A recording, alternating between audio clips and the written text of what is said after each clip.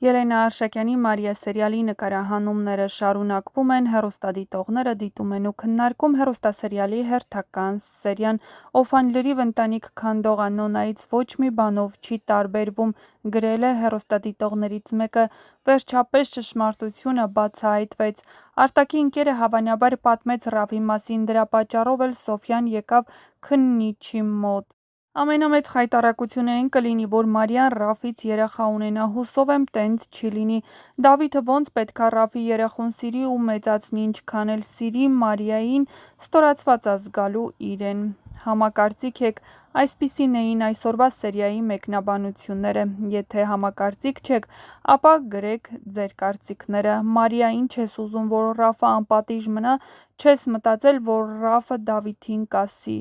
Ալլան շատ ստոր ու անամոթ աներես կին դուրս եկավ, հազար ափսոս Աշոտը դրանց երկուսի ձեռքը: Մարիա, հենց սկզբից էլ հիմար ես եղել ու հիմա էլ նույն անխելքն ես: